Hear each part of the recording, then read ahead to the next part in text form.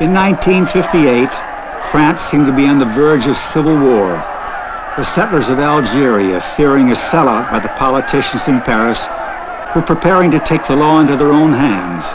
The French army, it was thought, was ready to support them. Successive French governments had collapsed in the face of violence in the streets. Enfeebled at home and ridiculed abroad, France looked for a savior.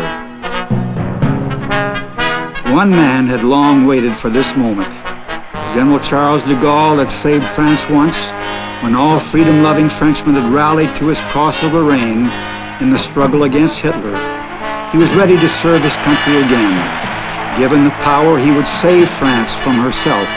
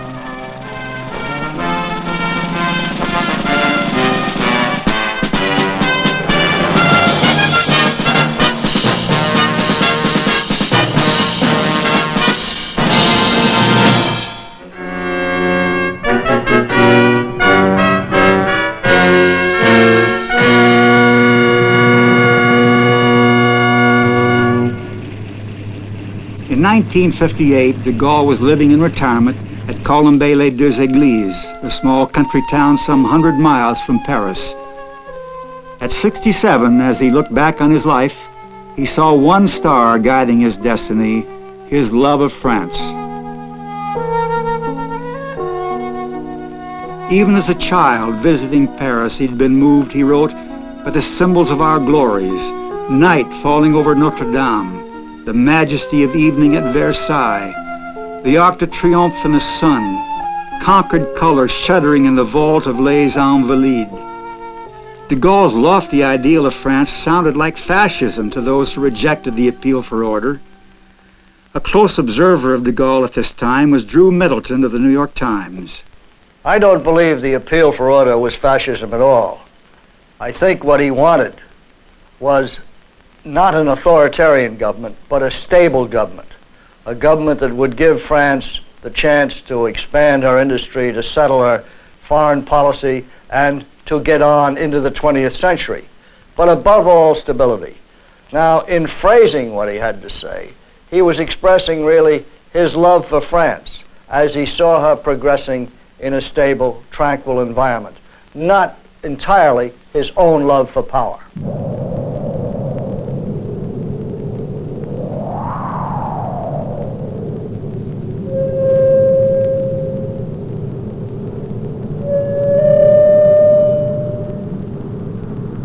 During de Gaulle's years of retirement, France's position in the world slumped. A long war in Indochina against the communist-inspired Viet Minh drained their resources.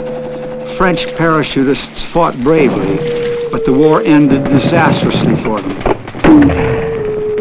I believe he saw the Indochina fiasco as a signal example of the ineffectuality of the governments in Paris. He was quite right in his view that the war was lost not in the jungles of Indochina, but in Paris. And he felt that if he had been the leader of France, matters would have been handled quite differently. Certainly, much more efficiently, much more effectively. French generals in Indochina felt badly let down by their allies and by their own governments in Paris. The war had cost the lives of 92,000 Frenchmen, all to no purpose. It was the parachutists in the French army who were especially embittered. They spearheaded the abortive Anglo-French attempt to seize the Suez Canal in 1956, and they had to bear the brunt of a long and savage fight against Algerian nationalists. Any talk of making terms with the nationalists produced riots in Algiers. The settlers were citizens of France, fully represented in the National Assembly.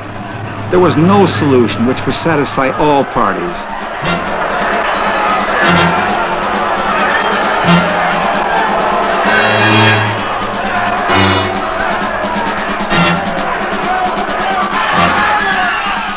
Rioting spread to Paris. The cry of Algerie Française, French Algeria, was taken up on the streets and sounded out on car horns.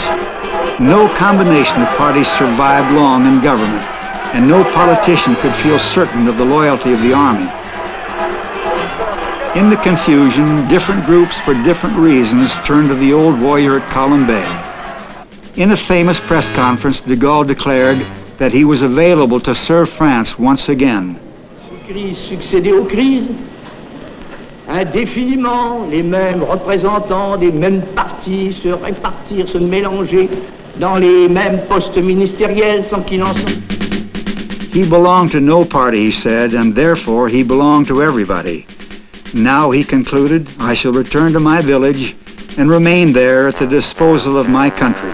De Gaulle insisted that he must be legally invested with special powers and be given a definite term in which to work for order. He had no intention of seizing power.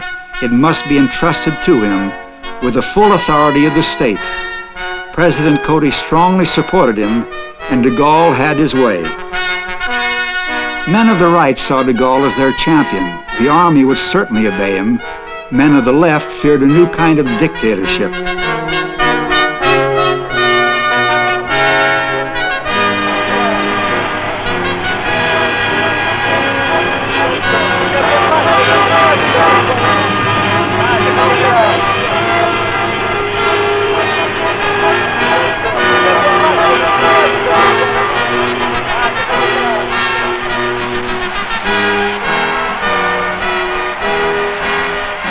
De Gaulle proposed a thoroughgoing reform of the Constitution, designed to give France a strong executive. To the accusation that he was planning to become a dictator, he replied, "Is it credible that I am going to begin a career as a dictator at the age of 67? Submitting his proposals to a national referendum, he campaigned vigorously to win the people's support. France gave him an overwhelming yes.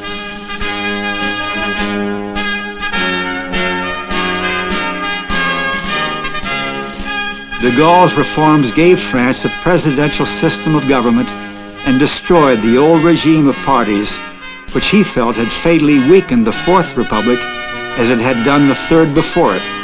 De Gaulle's France was the Fifth Republic, and he was its first president. The deep root of action by the best and strongest of men, he once wrote, is the desire to acquire power. In 1946, he had retired because he had no wish to be a mere figurehead of a president. Now he had achieved the position to which he had long aspired. He presided with real powers over a powerful state. He was France.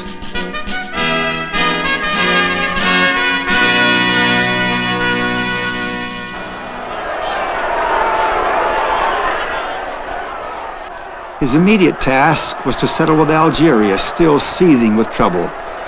The French colonists, known as Pieds Noirs, had looked to him as their savior and felt betrayed.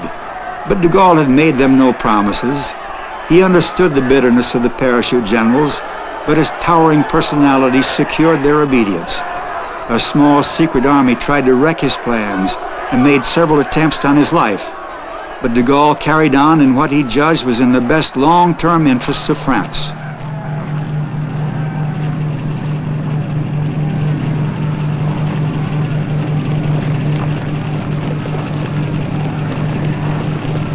A leader must make a choice. He was wise enough to see the conditions could not continue as they were. And when he made the choice, I think it's reasonable to assume that the choice was made in favor of his longtime mistress, of France, of metropolitan France. Although he didn't admit it, I think he saw what Harold Macmillan called the winds of change. And then again, there may be something in that certain contempt he had for Frenchmen, especially for Pieds Noirs. They hadn't backed him in the war. They shouted hurrah for Pérouton, they shouted hurrah for Giraud. I don't think he felt he owed them anything.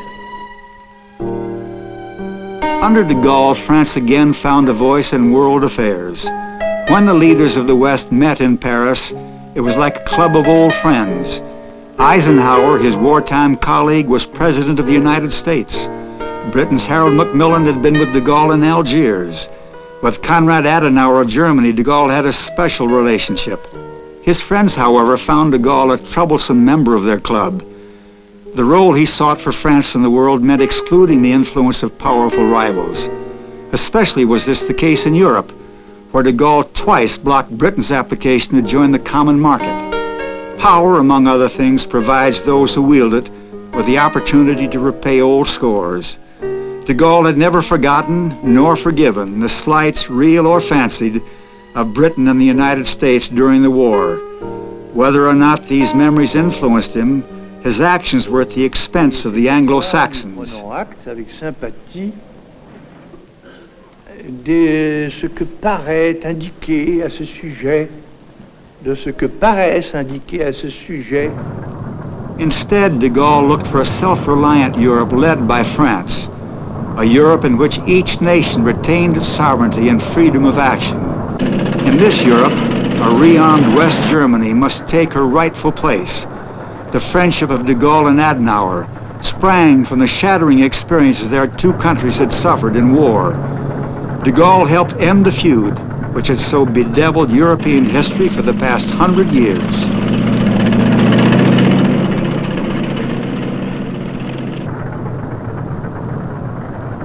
De Gaulle used power with supreme confidence. Believing France should stand in her own strength, he withdrew her forces from the North Atlantic Treaty Organization. The credibility of Western defense as a whole was seriously weakened, but de Gaulle could boast of his own nuclear armory, which France was building up. The cost was enormous, but de Gaulle insisted, despite his critics, that France must be able to defend herself against an attack from any direction.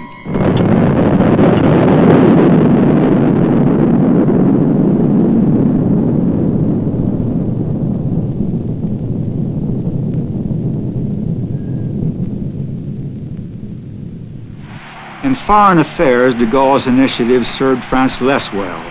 It seemed he could only meddle when he was away from home. He went to Latin America, made a number of speeches about how France would help Mexico, for example. Far beyond France's capability at the time of aiding Mexico. He just didn't have the money or the machinery or the technicians. But he made the offer. It satisfied him, let's say. Señor Presidente, Mexicanos, traigo a México el saludo de Francia. Francia saluda México con amistad. When he came to Canada, the chance of meddling in other people's troubles proved too strong. Je puis vous dire qu'elle en vaudra mieux. Vive Montréal, vive le Québec.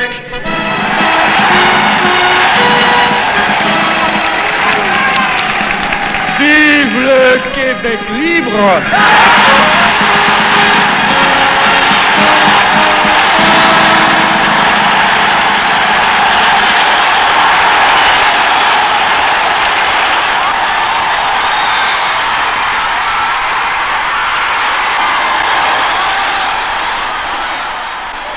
He knew by doing that he would irritate first the English Canadians, secondly the British, no matter how tenuous their ties with Canada were at the time, and thirdly, of course, the Americans, who weren't particularly excited about Quebec at the time, but didn't want a foreign leader coming in, not because they were all that worried about de Gaulle, but suppose somebody else came in.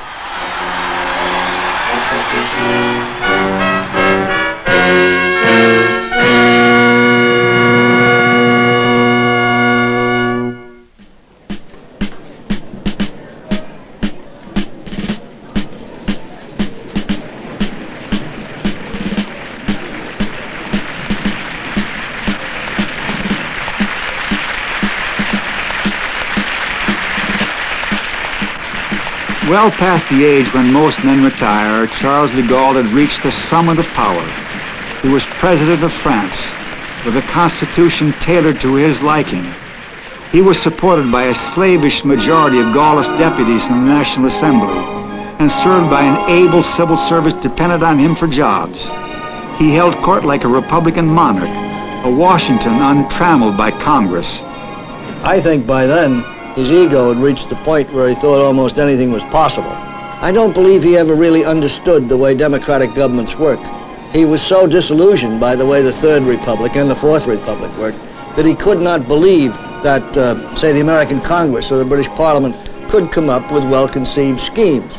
At the same time, of course, he grew more and more aloof, more and more solitary, and was not interested so much in misleading people as ignoring them. De Gaulle also had style. His commanding figure could not fail to impress visitors. Conscious of the dignity of his office, de Gaulle welcomed them to France as though Paris was the center of the world. Critics said that he would be a better informed president and France better governed if he had to stand before a parliament or a Congress and answer questions twice a week. But none of his fellow statesmen could touch him for sheer presence. That force of character which had brought him through the dark days of the war.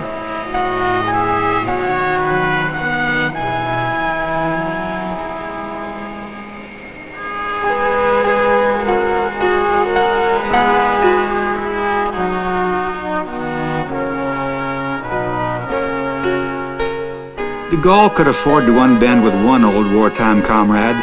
In the long twilight of his life, Winston Churchill came to Paris to be received by the man who had given him so many headaches in the past.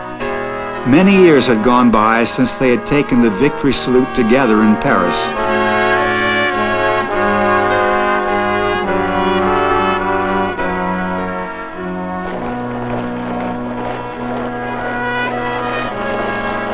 Both of them knew what it meant to lose power just when it seemed assured, and then regain it later.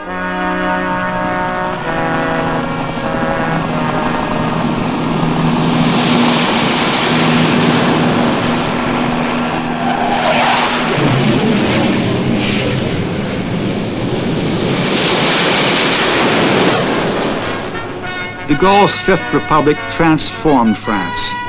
He gave her a political stability which she had not known for half a century. Under his rule, the currency was reformed, industry revived, the economy expanded. The settlement of Algeria relieved the country of a political abscess. Party strife was muted.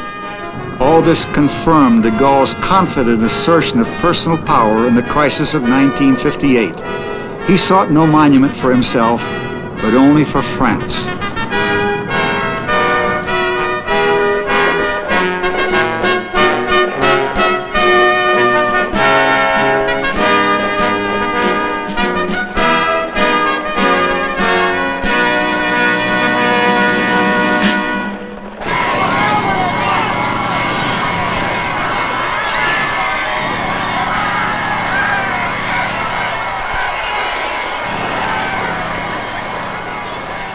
But 10 years of one-man rule proved irksome to many Frenchmen, especially the young.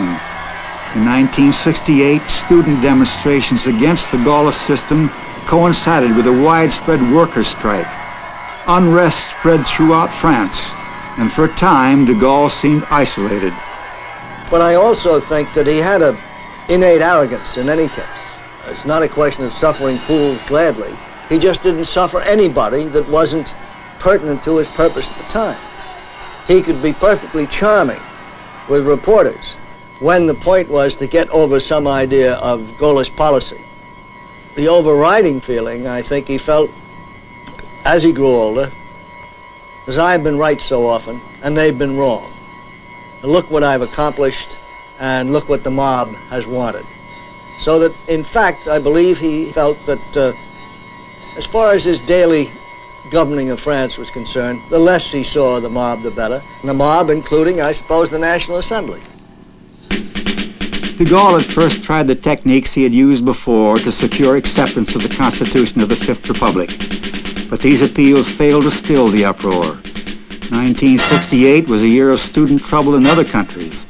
The activists in this movement knew the power of television coverage upon a mass of uncritical viewers. Although de Gaulle's government controlled France's broadcasting networks, it could not suppress all news of what was happening in the streets of Paris and other major French cities.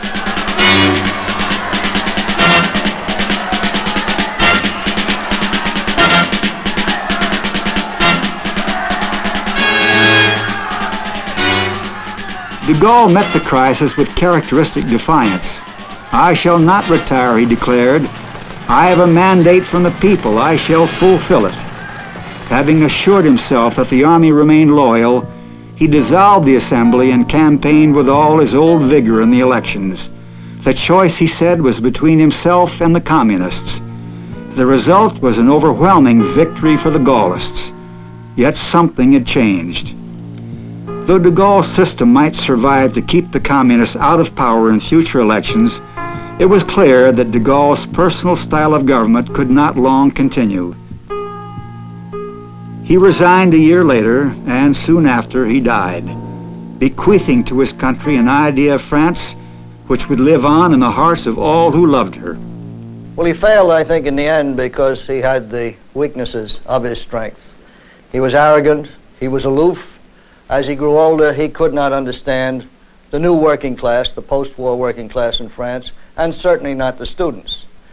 And to them, he was something out of a remote past. Some of his great deeds had been done before they were born. But this man had great qualities.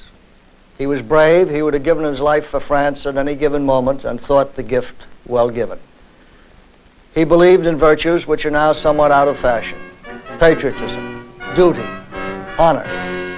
He was a great Frenchman, I suppose the greatest since Napoleon.